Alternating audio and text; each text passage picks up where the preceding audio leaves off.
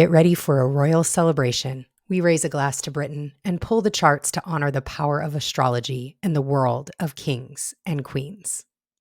King Charles III and Queen Camilla are crowned. It's official. The British monarchy has taken its steps into a new era. This event was dripping in tradition, symbolism, and ritual.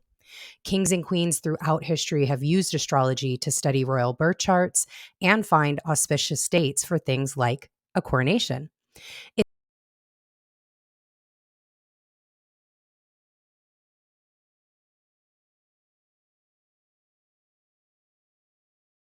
And here is the transit chart. On the inner circle, you have King Charles as the third natal chart. And on the outer circle, you have the coronation chart. And I did use 12 noon London time. So, first thing that I got very quickly with this is it is a very balanced chart. There is a lot of symmetry and synastry within this chart that I really, really like and appreciate. We have to give homage to the ascendant first. And the ascendant sits at right around 5 degrees, 23 minutes of Leo. So a Leo ascendant, which really that lion energy, bringing in that first house, bringing in that self, being able to stand in power, being able to have the courage to lead, standing in the spotlight, moving forward, that Leo energy, that fixed, I am going to be here, I am going to be powerful energy is a wonderful, wonderful way to start off his rulership.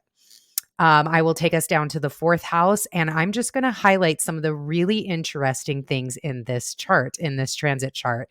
We have an exact nodal return for King Charles III.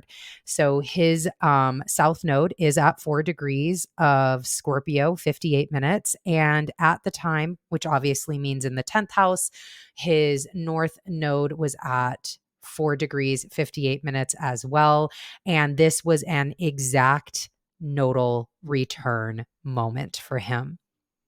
And I think, especially with the Leo ascendant, having the 10th house then be that rulership of where the nodes are, as well as this wonderful stellium we have up here.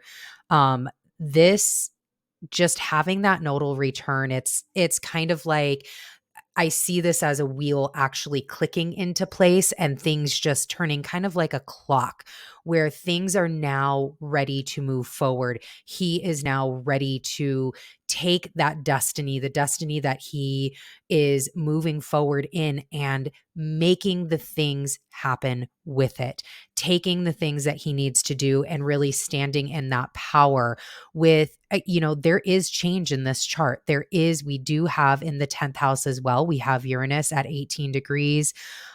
We have in the 11th house, at the time of the coronation, a Venus on his natal Uranus. Venus is at 28 degrees of Gemini. His natal Uranus is at 29 degrees of Gemini, 56 minutes. It is a retrograde Uranus. And then we also have Pluto at 0 degrees of Aquarius in the coronation chart. So also retrograde. So there is a lot that there's this potential for change. There is a potential for something to be broken through, for something to be shooken up. But what I love about this placement is that Uranus, his natal Uranus, on top of the transiting Venus, is in the 11th house. And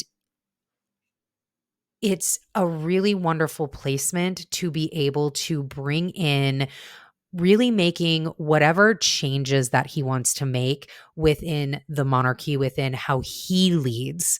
The change, he can make them really aesthetically beautiful. He can make them beautiful for the people. He can make them about relationships. He can be very thoughtful in the ways that he does that and in the ways that that energy comes forward. One of the last things that I want to highlight is the sun and moon. So the moon was at 25 degrees of Scorpio at the time of the coronation, and King Charles III has a 22-degree, 25-minute sun. So having that in the fifth house, we have this sun and this moon. It just, again, in that ability then to oppose the transiting sun at 15 degrees of Taurus. This is that synastry, this beautiful juxtapositions. It just fits in a chart that you really wouldn't think, because we just got done with an eclipse. You're like, ooh, eclipse, coronation, all at the same time. Everything just clicked into place at the time of this coronation. And the last thing that I will leave us with is this gigantic stellium up in the 10th house, where we have Chiron sitting at 17 degrees of Aries, Jupiter at 27 degrees of Aries, that north node at 4 of Taurus. We have a Mercury retrograde at 8 degrees, a 15-degree Sun, and an 18-degree Uranus, all in Taurus. So a stacked 10th house and a very grounded 10th house. There is ability to be flexible with the change. There is an ability to understand, especially with his natal moon at 0 degrees, 26 minutes of Taurus. There is an ability to understand the changes that you make, the things that you do, that you're going to put out into this world. Understand how that might be perceived, how it might be felt, how it might be, even though it's the right thing, it's the change, but just doing it in a way that can be very pleasing and can be very thoughtful. So that is King Charles's the third natal chart. Let's head over to Queen Camilla's.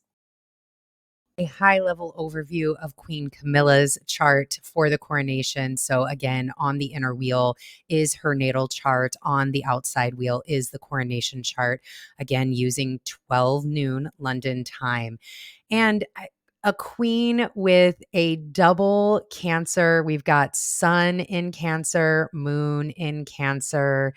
And I mean, just what a beautiful, beautiful way. And it is in her 12th house. She is a Leo rising as well. So again, we have this very prominent Leonine energy and how we go forward in the world, but still having, with the queen, being able to have that sun and that moon in Cancer, having that nurturance, having that mothership, having that ability to, again, be that queen, be the queen for the people, and being able to support that. Same thing here. So she also has a 23-degree Uranus, 50 minutes in Gemini. And that is right, just having this lovely lay on with Venus in Gemini in the coronation chart at 28 degrees. So mirroring, again, both King Charles's chart as well as Queen Camilla's chart, there is some absolute, there is really wonderful thought here.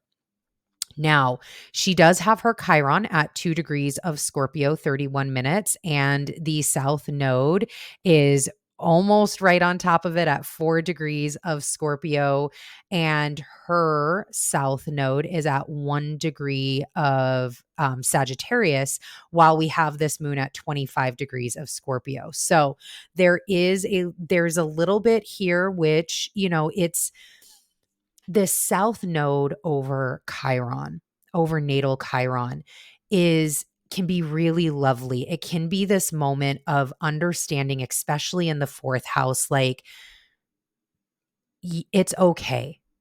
You do deserve to be queen. You are the queen now. All of that you've gone through, all that it took for you to get here is exactly what needed to happen so you could be here in this moment.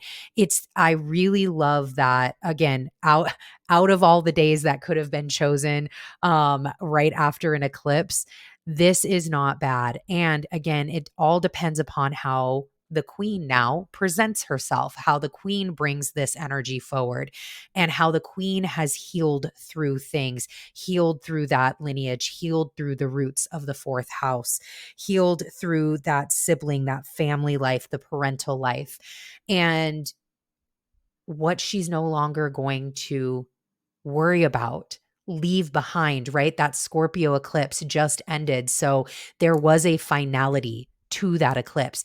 It is finally done. She can walk forward in power with that. That has been your Astrology IRL. Stay cosmic, and we'll see you next time.